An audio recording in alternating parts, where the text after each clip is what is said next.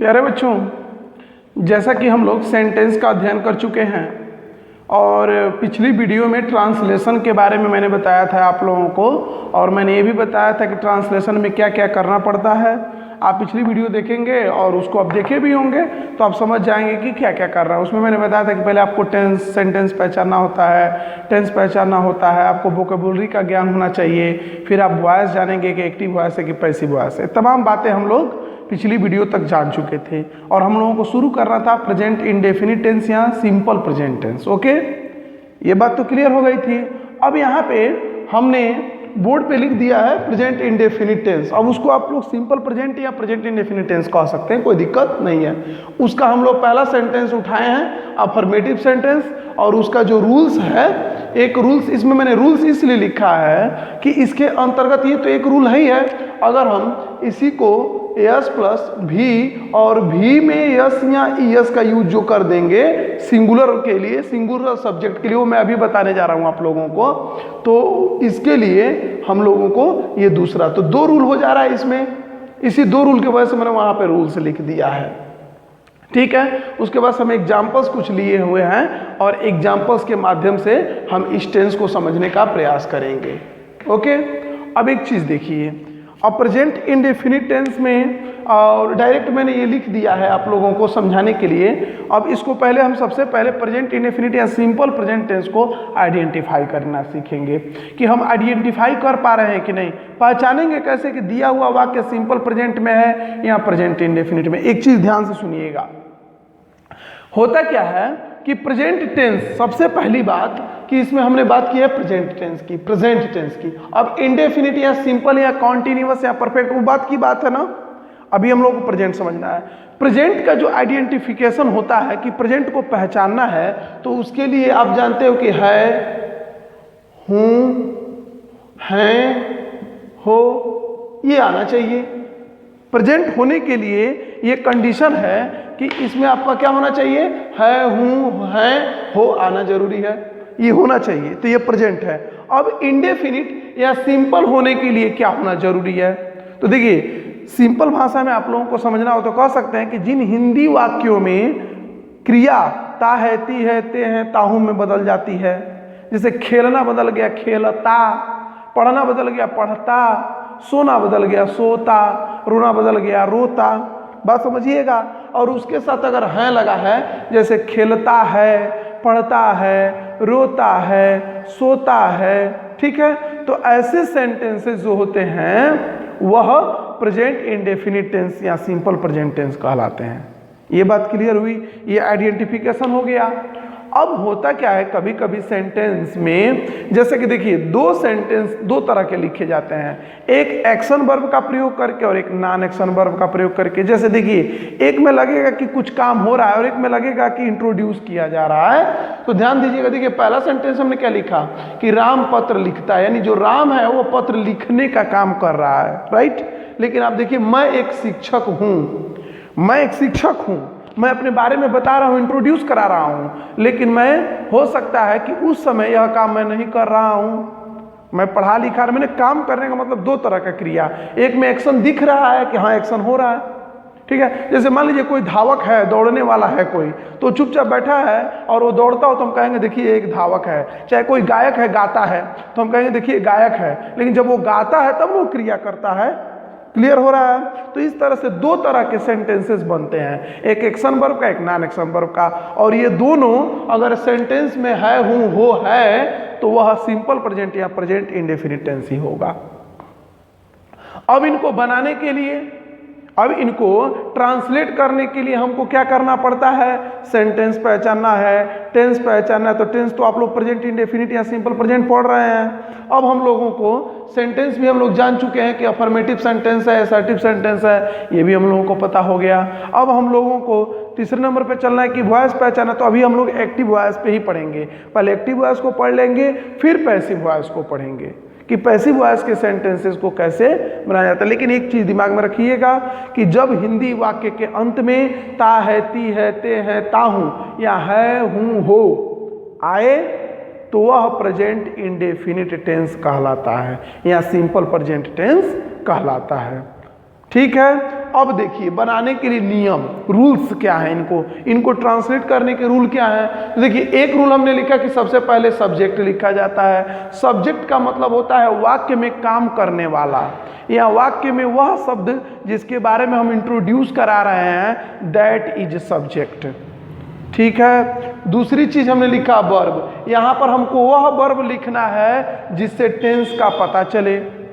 यहाँ पे हमको उस वर्ब को लिखना है जिससे यह क्लियर हो जाए कि यह वाक्य प्रेजेंट इंडेफिनिट टेंस में है या simple indefinite simple present tense में है।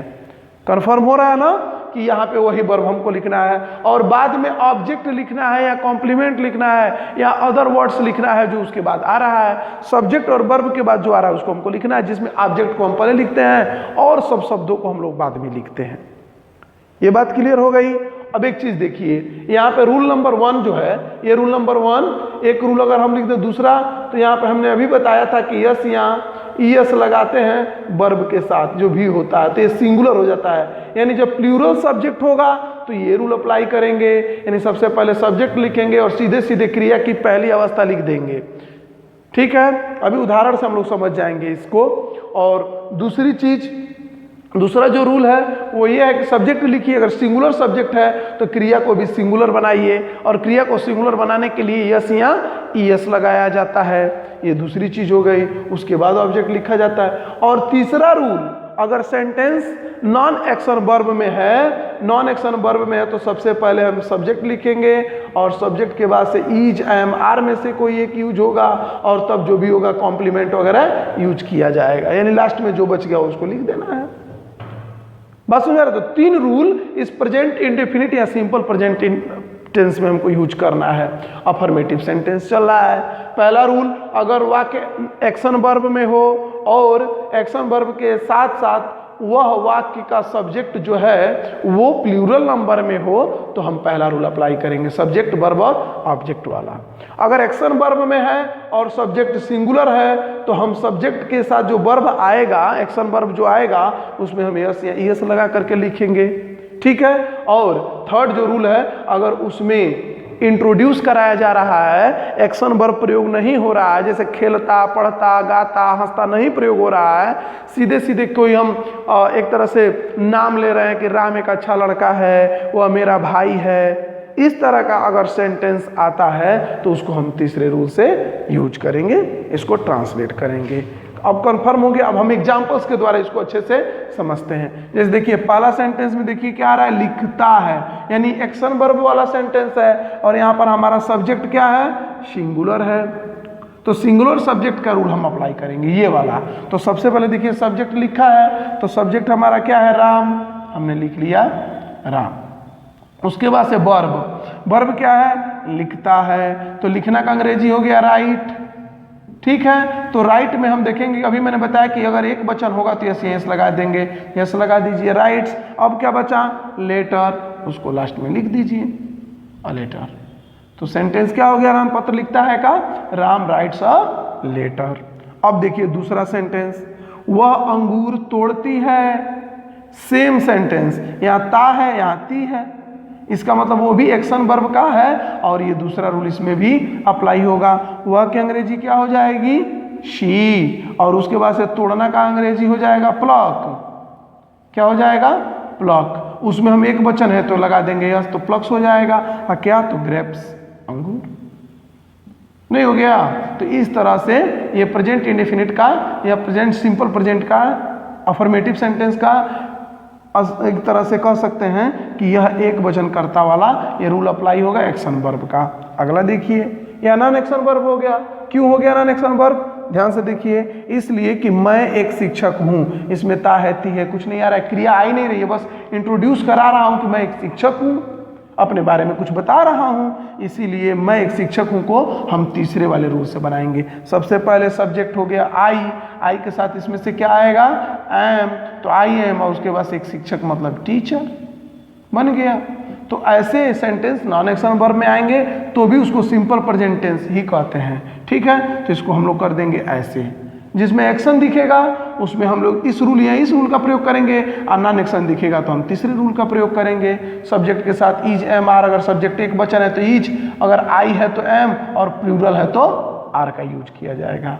ठीक है, देखिए जैसे यहाँ लास्ट देखिए सेंटेंस चौथा कि क्या दिया हुआ है, वे सब बाजार जाते हैं। बहुवचन हो गया ना, यानी बहुवचन हो गया, प्लूरल हो गया, तो हमको पहला रूल अप्लाई करना है। तो यानी दे मतलब वे सब, और उसके बाद से बाजार जाते हैं, तो जाते हैं का अंग्रेजी गो। अब इसके साथ देखिए कुछ नहीं लगाना है, तो दे का दे, गो का गो, और जाते हैं का अंग्रेजी हो ही गया, तो दे गो टू, बाजार जाते हैं यानी मार्केट, जो बच गया उसको लिख दीजिए, तो दे गो टू मार्केट। अब देखिए तुम मेरे दोस्त हो, इसमें भी मैं बता रहा हूँ, कुछ कर नहीं रहा हूँ, किसी के बारे में, किसी को नॉन एक्शन की तरह इसको मैं प्रयोग कर रहा हूँ। तो तुम मेरे दोस्त हो, तो तुम की अंग्रेजी यू के साथ क्या आता है, आर।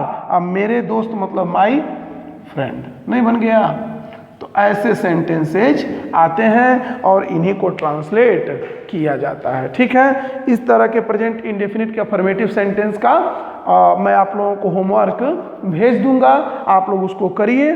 ठीक है, और करके इसको अच्छे से वीडियो को देखिए, बार बार देखिए, ताकि खूब बढ़िया से इसको आप अच्छे से समझ लें। अभी मैं बहुत बेसिक चीज़ों पे फोकस कर रहा हूँ, अभी मैं धीरे धीरे जब आप लोगों के साथ आगे बढ़ूंगा तो अच्छी अच्छी चीज़ें आएंगी, इसमें अच्छे अच्छे रूल्स आएंगे, उनको आपको नोट्स करते चलना है। आप नोट्स बनाते जाएंगे और बाद में आप लोग इसको हमको दिखा लेंगे। फिर अगली वीडियो में होमवर्क रहेगा, होमवर्क मैं आप लोगों को भेज दूंगा, उसी होमवर्क को मैं अगली वीडियो में आप लोगों को बताऊंगा। ओके।